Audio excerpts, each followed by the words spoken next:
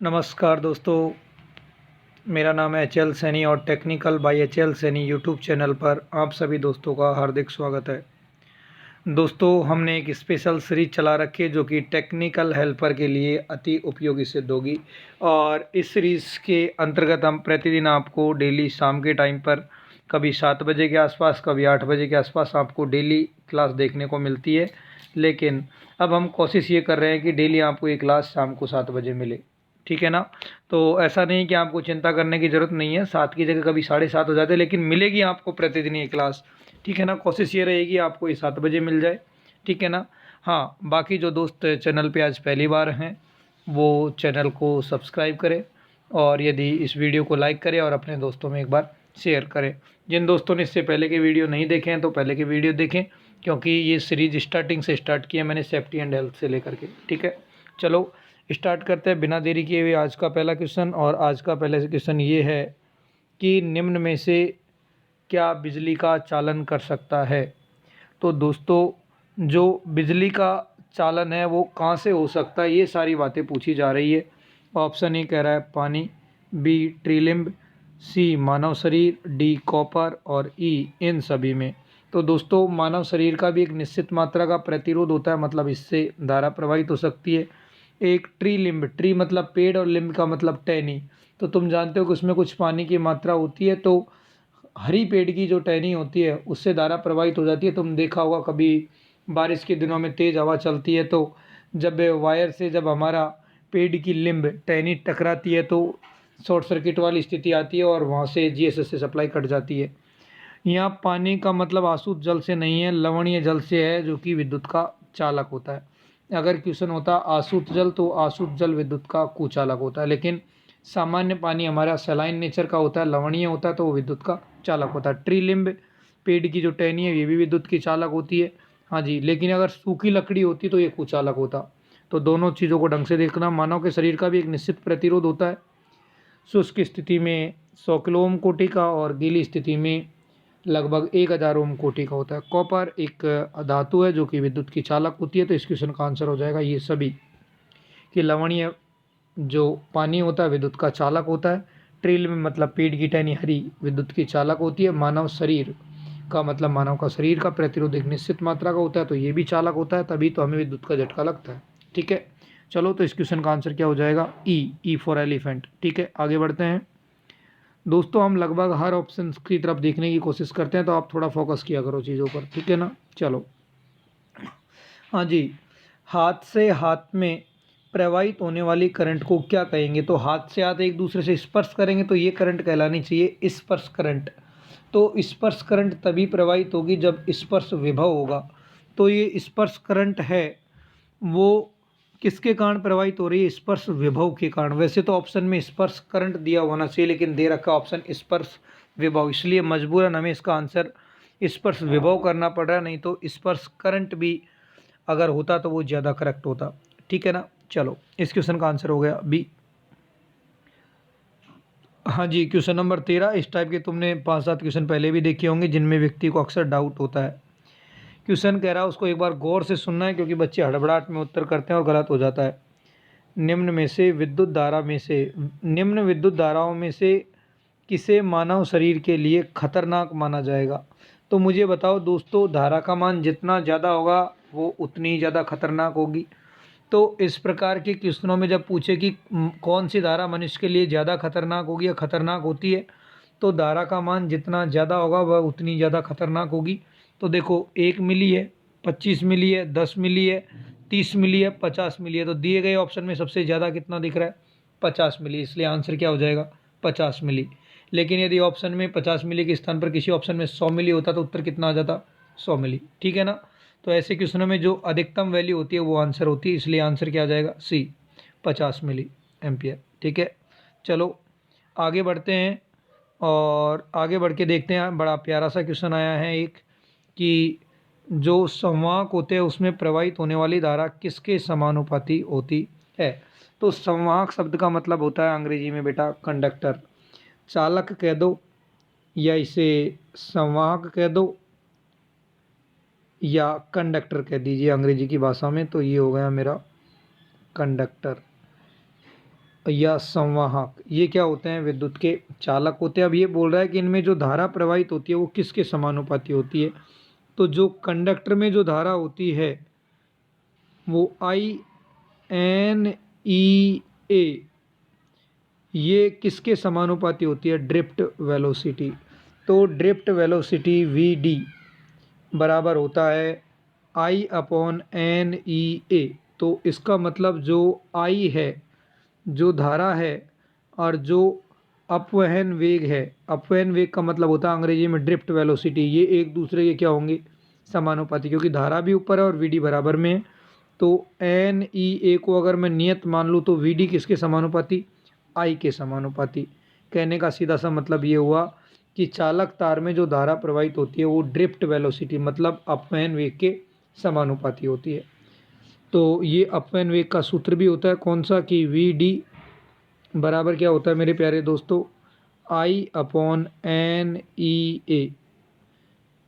ठीक है, तो इस टाइप की कोई चीज़ें हैं तो इसमें डाउट करने की कोई ज़रूरत नहीं है, ये भौतिकी के अंतर्गत तुम लोग पढ़ते हो। ठीक है ना? तो इस क्वेश्चन का जो आंसर होगा वो क्या होगा? ए, अपवहन वेग के समानुपाती। VD किसके समानुपाती? I के। ठीक है, हाँ जी, अगला क्वेश्चन है, वो कहना चाह रहा है कि विद्युत धारा का मात्रक क्या होता है? तो सभी लोग जानते हैं कि विद्युत धारा का जो मात्रक होता है वो एम्पियर होता है। तो विद्युत धारा का मात्रक एम्पियर होता है। तो एम्पियर किसकी इकाई हुई?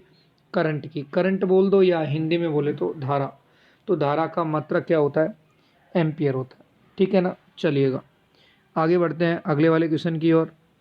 हाँ जी, अगला क्वेश्चन क्या कहना चाह रहा है कि निम्न में से क्या EMF उत्पन्न करने की विधि नहीं है? कि ऐसी कौन सी विधियां हैं जिससे EMF पैदा नहीं किया जा सकता? तो दोस्तों, रासायनिक अभिक्रियाओं के द्वारा विद्युत पैदा की जा सकती है, क्योंकि जो सेल होते हैं उसमें रासायनिक अभिक्रियाओं के द्वारा EMF पैदा किया जाता है। दूसरा ऑप्शन है विद्युत चुंबकीय विकिरण, और जो विद्युत चुंबकीय विकिरण है उसके द्वारा भी विद्युत चुंबकीय विकिरण नहीं सॉरी विद्युत चुंबकीय प्रेरण के द्वारा भी EMF पैदा किया जा सकता है फैराडे के नियम के अनुसार, जैसा कि हमारे जनरेटर इत्यादि में होता है। हाँ जी, ऑप्शन सी कह रहा है कि धातु की दो छड़ों को रगड़ने पर। नहीं, रगड़ने पर घर्षण विद्युत पैदा होती है जिसे हम स्थिर विद्युत की संज्ञा देते हैं।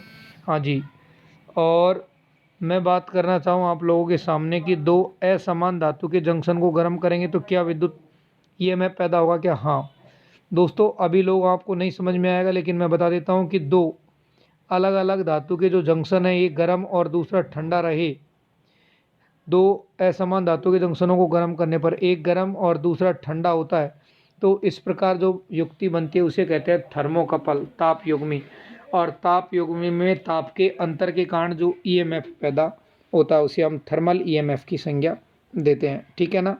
तो दो असमान धातु के जंक्शन को गर्म करने पर भी EMF पैदा होता है, और ऐसा किस में होता है?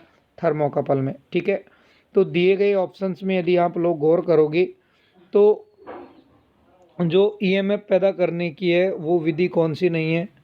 डी वाली विधि नहीं, सी वाली विधि नहीं है कि धातु की पट्टी के दोनों सिरों को रगड़ने पर EMF उत्पन्न नहीं किया जा सकता। रासायनिक अभिक्रियाओं से कर सकते हैं, प्रेरण से कर सकते हैं, असमान धातु के जंक्शन से कर सकते हैं। ठीक है ना? चलो, थर्मोकपल कालांतर में हम आपके सामने डिस्कस करेंगे कि थर्मोकपल होता क्या है।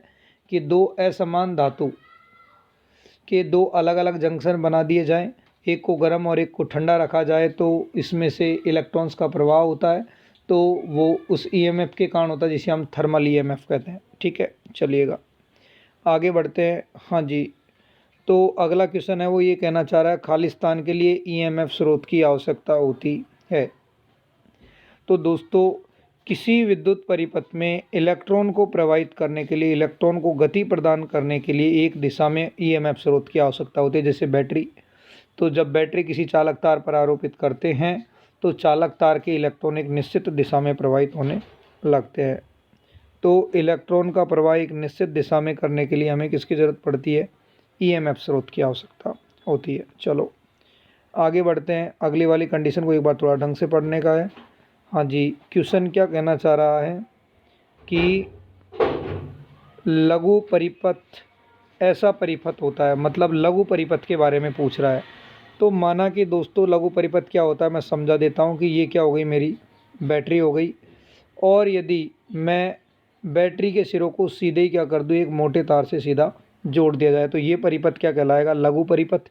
या आप कहीं सप्लाई दे रहे हो और अचानक से वो सप्लाई उस लोड की तरफ ना जा कर के डायरेक्ट एक अपना सीधा रास्ता ले लेती है, तो वो परिपथ भी क्या कहलाता है, शॉर्ट सर्किट। मतलब सप्लाई लोड पे ना जा कर के डायरेक्ट अपना शॉर्ट रास्ता चुन करके वापस से स्रोत की ओर आए, तो ये कहलाता है लघु परिपथ।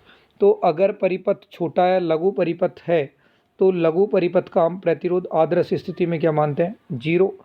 तो अगर आदर्श स्थिति है तो लघु परिपथ का प्रतिरोध 0 होने के कारण धारा क्या होनी चाहिए, बहुत अधिक उच्च होनी चाहिए। तो सीधी सी बात ये हुई कि जो शॉर्ट सर्किट होता है, जो लघु परिपथ होता है, इसका जो प्रतिरोध होता है इसका मान तो बहुत कम होता है, धारा का मान बहुत उच्च होता है, ठीक है ना। तो शॉर्ट सर्किट से बचने के लिए हम सामान्यतः घरेलू स्तर पर या तो काम में लेते हैं एमसीबी या काम में लेते हैं हम फ्यूज़। जो फ्यूज़ होता है वो क्या होता है कि खुद गर्म होकर के पिघल जाता है और परिपथ के अन्य उपकरणों को ख़राब होने से बचाता है, ठीक है ना। तो जो लघु परिपथ है, इस लघु परिपथ में क्या होता है, तो धारा के प्रवाह के लिए बहुत कम प्रतिरोध प्रदान करता है। प्रतिरोध कम होगा तो धारा अपने आप बढ़ जाएगी। तो शॉर्ट सर्किट में प्रतिरोध कम और धारा का मान उच्च होता है।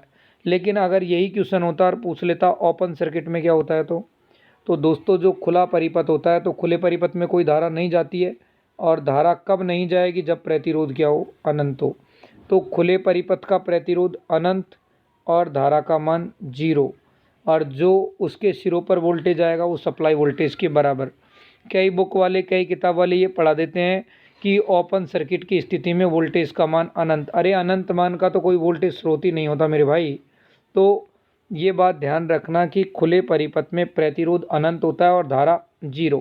कहने का मतलब किसी प्रकार का कोई वोल्टेज खर्च नहीं होता है। तो जो हम सप्लाई देंगे वही ओपन सर्किट के सिरों पर मिलेगा। कहने का सीधा सा मतलब ये हुआ कि अगर हम 10 वोल्ट की सप्लाई देंगे तो ओपन सर्किट के सिरों पर 10 वोल्ट ही मिलेगा।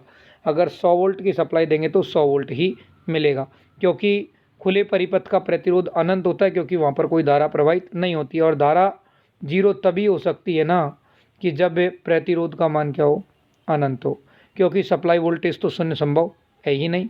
तो अगर प्रतिरोध का मान अनंत है तो इसका मतलब वो कहलाता है खुला परिपथ, और धारा क्या होती है, 0, और जो वोल्टेज होता है वो सप्लाई वोल्टेज के बराबर होता है, ना कि अनंत। ये सब आपको ऐसे ही गुमराह हो रहे हो, आप गुमराह होने की ज़रूरत नहीं है। चलिएगा, तो क्वेश्चन नंबर जो 18 है इसका आंसर क्या आएगा कि धारा के प्रवाह में बहुत कम जो प्रतिरोध होता है जिस शॉर्ट सर्किट कहलाता है, ठीक है। चलिए, ये देखो, अभी हम जिस चीज़ की चर्चा कर रहे थे वो क्वेश्चन आ ही गया कि एक ऐसा परिपथ जिसमें अनंत प्रतिरोध होता है। तो भैया अनंत प्रतिरोध का मान अनंत, तो I बराबर क्या होता है, V/R। तो दोस्तों वोल्टेज का हमें पता नहीं है, लेकिन प्रतिरोध का मान अनंत होगा तभी तो धारा 0 होगी। इसलिए कहते हैं कि अनंत प्रतिरोध का मतलब धारा 0, धारा 0 का मतलब परिपथ कैसा है, ओपन, मतलब खुला हुआ। इसलिए आंसर क्या आएगा, ए, ठीक है ना। अभी हमने चर्चा भी की थी। तो दो चीज़ दिमाग में बैठा लो कि ओपन सर्किट का प्रतिरोध अनंत और धारा का मान 0 होता है, और जो टर्मिनल वोल्टेज होता है वो सप्लाई वोल्टेज के बराबर होता है। शॉर्ट सर्किट में जो प्रतिरोध होता है उसका मान बहुत कम होता है, आदर्श में 0, प्रतिरोध अनंत की ओर मतलब उच्च होता है, ठीक है। हाँ जी, एक खालिस्तान में धारा प्रवाहित नहीं होती है। तो अभी 1 मिनट पहले ऊपर ही चर्चा की है हमने कि अगर परिपथ खुला हुआ होगा तो खुले परिपथ में धारा प्रवाहित नहीं होती, इसलिए आंसर क्या आ जाएगा इसका, खुला परिपथ, ठीक है ना।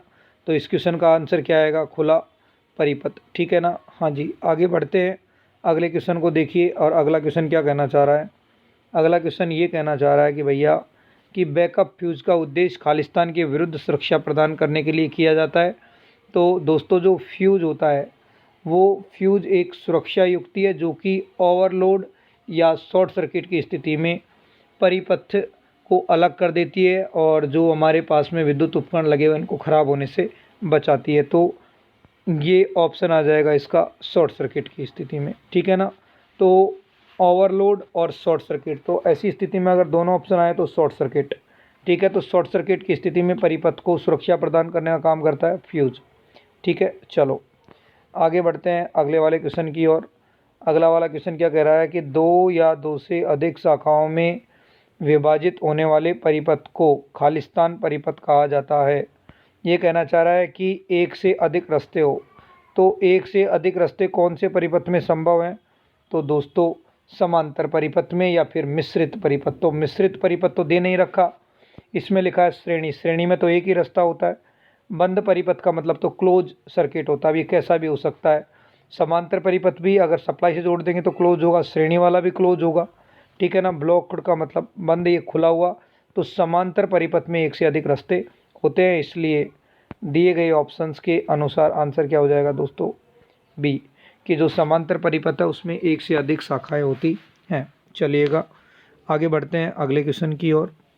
हाँ जी, सभी लोग रिप्लाई भी करते रहें बेटा। मैं बार बार नहीं बोलूँगा कि आप लोग लाइक करो, शेयर करो, सब्सक्राइब करो, ऐसा कुछ बार बार कहने की ज़रूरत नहीं है। यदि आपको पसंद आए तो लाइक करो, नहीं पसंद आए तो डिसलाइक करो, और बिल्कुल ही पसंद नहीं आया तो डिसलाइक करके हटाओ चैनल को और दूसरे चैनल की तरफ बढ़ो। अगर मैं टाइम पास करा रहा हूँ आपको, अगर मैं पढ़ाई नहीं करा रहा हूँ, तो ये यूट्यूब है, किसी और प्लेटफॉर्म पे पढ़ो। आपको लगता है कि टीचर अच्छा पढ़ा है तो ओके, नहीं पढ़ा तो डबल ओके, क्या दिक्कत है, ठीक है ना। तो ऐसा नहीं कि किसी पे कोई दबाव, पढ़ने के लिए कोई दबाव नहीं है। चलो क्वेश्चन नंबर अगले को देखते हैं कि जब कोई परिपथ इस प्रकार सुरक्षित किया जाता है कि इस पर कार्य करने वाले किसी व्यक्ति को नुकसान पहुंचाने वाला कोई विभव ऊर्जा नहीं होती है, तो ये क्या कहलाता है? ऑप्शन है निम्न ऊर्जा का, उच्च ऊर्जा का, खुला परिपथ, डी शून्य ऊर्जा का, या शून्य ऊर्जा अवस्था का। तो दो ऑप्शन में क्या लिख रखा है? शून्य ऊर्जा अवस्था। एक तो क्वेश्चन में यही सबसे बड़ी मिस्टेक है, ठीक है, कि जब किसी परिपथ में किसी प्रकार की कोई एनर्जी होगी ही नहीं, तो क्या उसमें किसी व्यक्ति को कोई नुकसान होने का चांसेस है क्या? नहीं। तो ऑप्शन डी बोलो चाहे ई बोलो, एक ही बात है कि जब किसी परिपथ में कोई ऊर्जा विद्यमान है ही नहीं, कोई एनर्जी, विद्युत एनर्जी है ही नहीं, तो क्या किसी व्यक्ति को कोई नुकसान होगा? नहीं। तो या तो सी डी लगा लो या ई लगा लो, एक ही बात है, दोनों एक ही ऑप्शन लिखे हुए हैं बुक वाले ने, ठीक है। चलो हाँ जी, क्वेश्चन नंबर 24। हाँ जी, चालकता का व्युत्क्रम क्या होता है? दो सबसे बड़े कन्फ्यूजन जो आईटीआई वाले विद्यार्थियों को होते हैं। एक शब्द होता है बेटा चालकत्व। हालांकि तुम्हारी लोकल राइटर की बुक चालकत्व को भी चालकता ही लिखती है, इसलिए इसे पहचानने के लिए एक बार आप अंग्रेजी में देखिए कि जब चालकत्व आएगा तो अंग्रेजी में लिखा आएगा कंडक्टेंस, और जब चालकता आएगी तो अंग्रेजी में लिखा आएगा कंडक्टिविटी। तो जो चालकता होती है अर्थात तो जो कंडक्टिविटी होती है वो प्रतिरोधकता का उल्टा होता है। कहने का क्या मतलब हुआ? कहने का मतलब ये है कि चालकता को दर्शाते हैं सिग्मा से, और सिग्मा बराबर होता है 1/ρ। अर्थात प्रतिरोधकता का उल्टा होता है चालकता, और चालकता का उल्टा होता है प्रतिरोधकता। अगर यहाँ पर ये क्वेश्चन होता चालकत्व, तो हम कर देते हैं कि चालकत्व किसका उल्टा होता है? प्रतिरोध का। अक्सर इंग्लिश में भी देख लेना, बहुत बार दिमाग कंफ्यूज हो जाता है, क्योंकि लोग चालकता चालकता कई बार लिख देते हैं। तो चालकता का मतलब यहाँ कंडक्टिविटी से है, और कंडक्टिविटी किसका उल्टा होती है? रेजिस्टिविटी का। लेकिन यह शब्द होता है चालकत्व मतलब कंडक्टेंस, फिर आंसर आता बी, है ना। तो इस क्वेश्चन का आंसर तो क्या आएगा दोस्तों? ए, कि चालकता किसका उल्टा होती है? प्रतिरोधकता का। लेकिन अगर चीज़ ये होती कि चालकत्व को जी से दर्शाते, तो जी किसके विलोमानुपाती होता है? प्रतिरोध के, ठीक है ना। तो कंडक्टेंस किसके विलोमानुपाती होता है? रेजिस्टेंस के। हाँ जी, अगले क्वेश्चन को देखिएगा ज़रा। अगला क्वेश्चन क्या कह रहा है? सभी लोग आंसर भी करो यार, कोई लोग रिप्लाई नहीं कर रहा। तो ऐसी बात नहीं है, एक दो दिन में मैं लाइव क्लास लूँगा। कुछ ऐप में प्रॉब्लम लग रही है, वो काम नहीं कर रही, इसलिए मैं आपकी रिकॉर्डेड क्लास दे रहा हूँ। एक परिपथ जिसमें न तो कोई ऊर्जा स्रोत है और न ही कोई ईएमएफ स्रोत है, कौन सा परिपथ कहलाएगा? तो न तो कोई ऊर्जा स्रोत हो और न ही कोई ईएमएफ स्रोत हो, तो इसे बोलते हैं निष्क्रिय परिपथ। क्या कहते हैं इन्हें? निष्क्रिय परिपथ, या अंग्रेजी में बोले तो पैसिव सर्किट। कि ऐसा परिपथ जो न तो किसी प्रकार की ऊर्जा प्रदान करता हो तो वो कहलाता है पैसिव सर्किट, और जो परिपथ ऊर्जा प्रदान करता है उसे हम क्या कहते हैं? सक्रिय सर्किट। जैसे कि जिस परिपथ में क्या लगी हुई हो, जैसे कि बैटरी लगी हुई हो, अल्टरनेटर लगा हो, जनरेटर लगा हुआ हो, तो ये क्या होते हैं? सप्लाई स्रोत होते हैं, तो इन्हें सक्रिय परिपथ कहते हैं। और जिनमें ऐसा कुछ नहीं होता है तो वो निष्क्रिय परिपथ। तो क्वेश्चन खुद ही कह रहा है कि कोई ऊर्जा स्रोत नहीं हो तो ये कैसा होगा? निष्क्रिय। चलो हाँ जी, क्वेश्चन नंबर 26। क्वेश्चन नंबर 26 को सुनो जरा एक बार, कि एक अंतर्राष्ट्रीय ओम जो प्रतिरोध की इकाई है कैसे परिभाषित किया गया है। तो सुन लो एक बार, कि जो अंतर्राष्ट्रीय जो ओम है उसको परिभाषित करने के लिए क्या लिया जाता है, एक पारे का स्तंभ लिया जाता है। ठीक है, क्या लिया जाता है, पारे का स्तंभ, जिसकी लंबाई लगभग 163 मीटर होती है, क्षेत्रफल एक निश्चित मान लो जो भी है, और जो पारे का हिमांक बिंदु है, जो जमाव बिंदु है, उस पर यदि इसके प्रतिरोध वाली जो ये नली है, इसका अगर द्रव्यमान 14 ग्राम के आसपास होता है तो वो किसको प्रदर्शित करता है, एक अंतर्राष्ट्रीय ओम को। कहने का मतलब अंतर्राष्ट्रीय जो ओम है इसको किसके स्थान पर, पारे के स्तंभ के आधार पर परिभाषित किया गया है। और एक अंतर्राष्ट्रीय ओम की वैल्यू होती है 1.0049, 1.49 एब्सल्यूट ओम। एब्सल्यूट का मतलब होता है निरपेक्ष। ठीक है, तो अंतर्राष्ट्रीय ओम किसके आधार पर परिभाषित किया गया है, पारे के स्तंभ के आधार पर, और इसका मान कितना होता है, 1.3049 एब्सल्यूट ओम। एब्सल्यूट का मतलब होता है हिंदी में निरपेक्ष। ठीक है, चलिएगा अगला क्वेश्चन। हाँ जी, अगला क्वेश्चन ये कहना चाह रहा है कि निम्न में से कौन सा कथन एक सीरीज और समांतर डीसी दोनों परिपथों के लिए सही है। तो दोस्तों, सीरीज सर्किट और समांतर परिपथ दोनों में कौन सा सही है, ऑप्शन देखते हैं।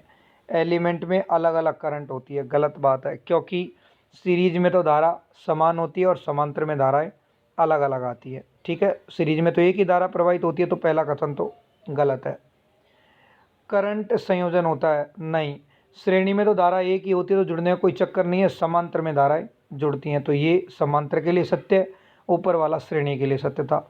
हाँ जी, वोल्टेज का संयोजन होता है, तो वोल्टेज का संयोजन श्रेणी में होता है, समांतर में नहीं होता है। और ऑप्शन नंबर डी कहता है पावर का संयोजन। तो दोस्तों, चाहे सीरीज सर्किट हो चाहे पैरेलल, मतलब चाहे श्रेणी परिपथ हो चाहे समांतर परिपथ हो, दोनों ही परिपथ में जो शक्ति का खर्चा है, शक्ति का खर्चा हमेशा जुड़ता है, इसलिए आंसर क्या हो जाएगा दोस्तों, डी, कि चाहे वो सीरीज परिपथ हो चाहे वो समांतर परिपथ हो, दोनों ही परिपथों में शक्ति जुड़ती है, क्योंकि जो खर्चा होगा वो तो जुड़ेगा ना। ठीक है ना, चलो हाँ जी, ये क्वेश्चन फिर आ गया है कि प्रतिरोध किसका उल्टा होता है। तो मैंने बताया था कि आर बराबर क्या होता है, 1/G, या जी बराबर 1/R, एक ही तो बात है। अर्थात जी का मतलब हिंदी में होता है चालकत्व और अंग्रेजी में बोलते हैं इसे कंडक्टेंस। तो कंडक्टेंस किसका उल्टा होता है, रजिस्टेंस का। ठीक है ना, इसलिए आंसर क्या आ जाएगा, बी। चलो आगे बढ़ते हैं। हाँ जी, ये क्वेश्चन क्या कहना चाह रहा है कि जो ओम का नियम है वो किस पर लागू होता है। तो दोस्तों, इस क्वेश्चन को थोड़ा सा गौर करना, अच्छा क्वेश्चन है, अक्सर बच्चों ध्यान देते नहीं हैं इन चीज़ों पर। तो सुनो मेरी बात को, कि जो ओम का नियम है, ओरिजिनल ओम का नियम बनाया डीसी के लिए था, लेकिन वर्तमान में इसका उपयोग हम एसी परिपथ जैसे रेजोनेंस सर्किट उसमें भी किया जाता है। इसलिए इस क्वेश्चन का जो जब भी जवाब लगाएं तो ध्यान रखना, इस क्वेश्चन का जवाब क्या आएगा कि ये एसी डीसी दोनों पर लागू होता है। लेकिन क्वेश्चन ये आए कि ओम का नियम शुरुआत में बनाया किसके लिए था, तो डीसी परिपथ के लिए। लेकिन आज तक ऐसा कभी क्वेश्चन नहीं पूछा कि ओम का नियम कौन से सर्किट के लिए बनाया था। तो ध्यान रखना, ये हमेशा एसी डीसी दोनों पर लागू होता है। और आप इसकी इंपॉर्टेंस समझ भी सकते हो कि डीएमआरसी में भी आया और एमपी लाइनमैन में भी आया है। ठीक है ना, चलो हाँ जी, अगला क्वेश्चन क्या कहना चाह रहा है कि विद्युत उदासीन परमाणुओं के बारे में कौन सा सदस्य कथन सत्य है। तो ऑप्शन ए कहता है फोटोन और इलेक्ट्रॉन की संख्या बराबर, न्यूट्रॉन और इलेक्ट्रॉन की संख्या बराबर, प्रोटॉन और इलेक्ट्रॉन की संख्या बराबर, और प्रोटॉन और न्यूट्रॉन की संख्या बराबर। तो मेरे प्यारे दोस्त, कोई भी परमाणु उदासीन तभी होगा जब उस पर जितना धनावेश हो उतना क्या हो, ऋणावेश। अर्थात जितने प्रोटॉन हो उतने ही क्या होने चाहिए उसके पास में, इलेक्ट्रॉन। इसलिए दिए गए ऑप्शन में सही करेक्ट कौन सा है, सी, कि जितनी प्रोटॉन की संख्या होगी उतनी इलेक्ट्रॉन की संख्या हो, तभी कोई परमाणु क्या हो सकता है, विद्युत रूप से उदासीन हो सकता है। ठीक है ना, चलिए आगे बढ़ते हैं दोस्तों। अगला क्वेश्चन देखिए, ज़रा आसान सा क्वेश्चन लग रहा है आप लोगों को। चलो मैं पहले ऑप्शन बाद में देखूंगा, पहले क्वेश्चन को करवा देता हूँ।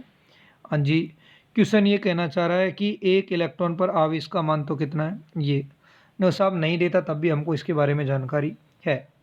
यदि परिपथ में धारा कितनी प्रवाहित हो रही हो तो आई का मान कितना दे रखा है भैया, 1.6। कितना है, 1.6 एम्पियर। कितना एम्पियर है, 1.6 एम्पियर। तो पूछना चाह रहा है कितनी सेकंड में, 1 सेकंड में प्रवाहित होने वाले इलेक्ट्रॉन की संख्या, मतलब n। तो n कैसे निकालेंगे बेटा हम, कि हम आवेश के मान में किसका भाग लगा दें।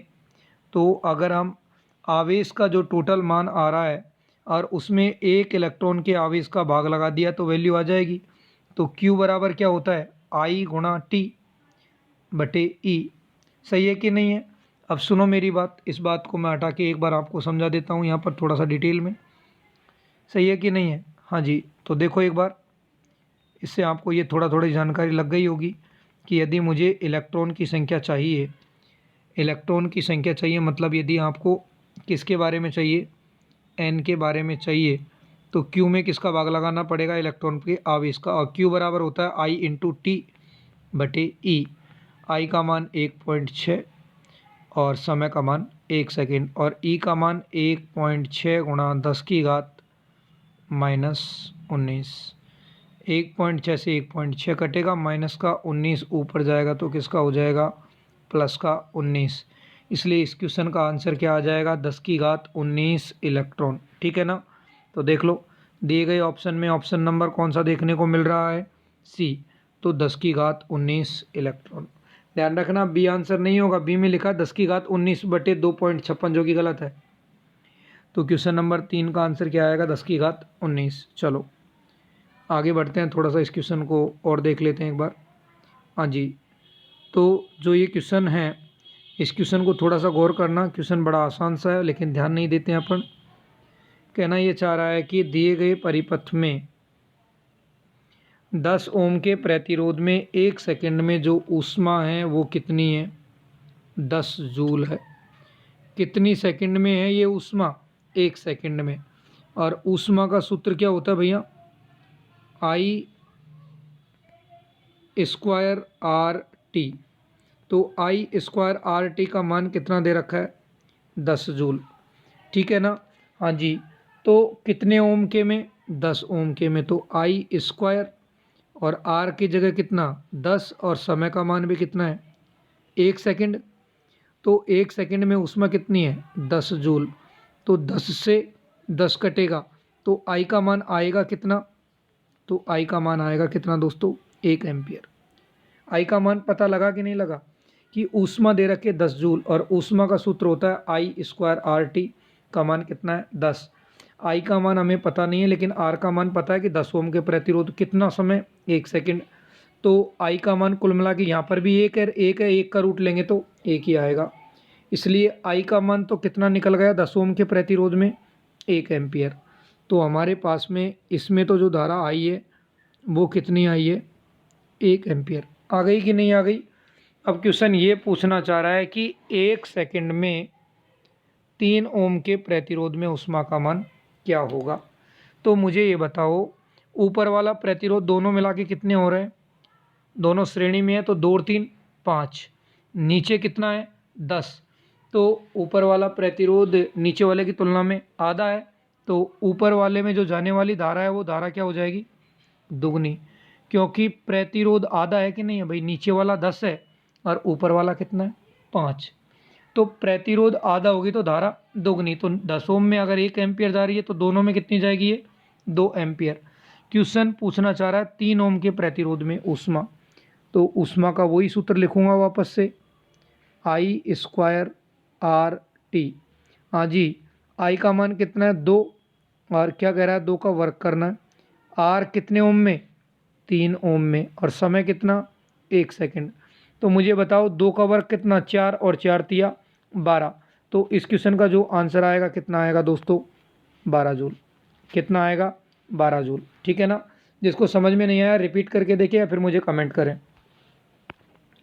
हाँ जी, अगला क्वेश्चन क्या कहना चाह रहा है, तो अगला क्वेश्चन ये कहना चाह रहा है कि यदि प्रतिरोध श्रेणी क्रम में जुड़े हुए हैं तो उनमें कौन सा कथन सत्य है।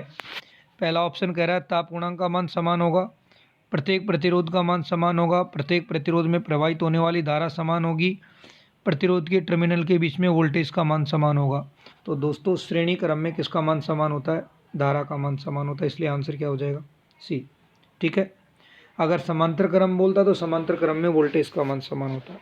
चलो आगे बढ़ते हैं, क्वेश्चन आसान आसान से अभी आ रहे हैं। पूछना चाह रहा है विद्युत आवेश का मात्रक क्या होता है, तो ऐसा ही मात्रक कूलाम, कल भी बताया था। सीजीएस मात्रक ईएसयू या स्टेट कूलाम होता है। अन्य मात्रक इसका फ्रैंकलिन या फेराडे होता है। 96,500 कूलाम मिलकर के एक फेराडे का निर्माण करते हैं। चलो आगे बढ़ते हैं अगले क्वेश्चन की ओर। हाँ जी, अगला क्वेश्चन को जरा पढ़े एक बार सभी लोग। अगला क्वेश्चन कहना ये चाह रहा है कि निम्न में से कौन सा विकल्प जूल के नियम को सही ढंग से परिभाषित करता है। तो दोस्तों जूल का जो नियम है वो ऊष्मा के लिए परिभाषित होता है और ऊष्मा H बराबर होता है I²RT। जिसमें ये चीज़ देखने को मिलेगी, ये आंसर सही हो जाएगा। तो अगर दिए गए ऑप्शन में मैं गौर करना चाहूँ तो सी ऑप्शन में सही है, I²RT। जे का मतलब है जूल, ठीक है ना। चलो हाँ जी, आगे वाले क्वेश्चन को देखते हैं कि यदि किसी परमाणु में प्रोटॉन की संख्या कितनी है, 39, तो इलेक्ट्रॉन की संख्या भी कितनी होगी, 39 ही होगी। क्योंकि परमाणु के बारे में कुछ भी नहीं दिया तो हम क्या मानेंगे, उदासीन, और उदासीन परमाणु में प्रोटॉन की संख्या और इलेक्ट्रॉन की संख्या क्या होती है, बराबर, इसलिए आंसर क्या आएगा, 39। देख रहे हो आप, ये DMRC 2020 के क्वेश्चन हैं, अच्छे क्वेश्चन है, थोड़ा सा ट्राई करो, दिमाग पे भी लोड डालो इन चीज़ों को कि कैसे कैसे क्वेश्चन आ रहे हैं हमारे एग्ज़ाम में। हाँ जी, तो देखिए ज़रा एक बार क्वेश्चन क्या कहना चाह रहा है कि निम्न में से कौन सी धारा की इकाई है। तो धारा का मात्रक क्या होता है, एम्पियर। अगर एम्पियर नहीं आएगा तो आएगा आवेश बटा सेकंड, यही तो आएगा कि नहीं आएगा, क्योंकि Q बटे T को ही हम क्या कहते हैं, I। तो कूलाम प्रति सेकंड को क्या कहा जाता है, एम्पियर। आगे बढ़े क्वेश्चन नंबर 10 की ओर। हाँ जी, क्वेश्चन नंबर 10 कह रहा है ओम के नियम के संबंध में प्रयुक्त सूत्र जो विभव अंतर धारा और प्रतिरोध के बीच में। दोस्तों ओम के नियम में एक त्रिभुज बनता है जिसे हम मैजिक ट्रायंगल भी कहते हैं, जैसे कि ये हो गया V, ये हो गया I और ये हो गया R। ठीक है, तो इस रिलेशन से क्या पता लगेगा कि V बराबर क्या हो जाता है, I इंटू R। लेकिन I का मान ज्ञात करूँगा तो V बटे R। तो ऑप्शन नंबर डी में देखने को मिल रहा है कि नहीं मिल रहा है, कि ऑप्शन नंबर डी में क्या देखने को मिल रहा है आप लोगों को, I बराबर V बटे R। क्या देखने को मिल रहा है, I बराबर V बटे R, और इससे दिख भी रहा है ये बात। तो क्वेश्चन नंबर 10 का आंसर हो जाएगा डी। हाँ जी, शायद अब 2 क्वेश्चन और बचे हुए हैं आज के सेशन में। चलो डेली धीरे धीरे अपन टाइम बढ़ाएंगे, बशर्ते कि आप लोग इंटरेस्ट भी तो दिखाएं इसके प्रति। हाँ जी, आधुनिक इलेक्ट्रॉन के सिद्धांत के अनुसार एक परमाणु प्रोटॉन, इलेक्ट्रॉन और न्यूट्रॉन से बना होता है। 3 तत्वों में से खालिस्तान को निरावेशित माना जाता है। तो प्रोटॉन पर धनावेश, इलेक्ट्रॉन पर ऋणावेश और न्यूट्रॉन पर कोई आवेश नहीं होता, इसलिए आंसर क्या आ जाएगा, ए। चलो आज के सेशन का अंतिम क्वेश्चन ये पूछना चाह रहा है कि इलेक्ट्रिक रेजिस्टेंस, विद्युत प्रतिरोध का ऐसा ही मात्रक क्या होता है, तो ओम होता है। ठीक है ना। तो आज के इस सेशन के लिए तो केवल इतना ही, सुनने के लिए थैंक यू। ठीक है, यदि आपको ये वीडियो पसंद आ रहा है तो इसे लाइक करें, जो दोस्त पहली बार चैनल पे इसे सब्सक्राइब करें। ठीक है, मिलते हैं कल सेम टाइम पर। ठीक है, सेम टाइम पर क्लास होगी। चलो आज की इस क्लास के लिए तो केवल इतना ही।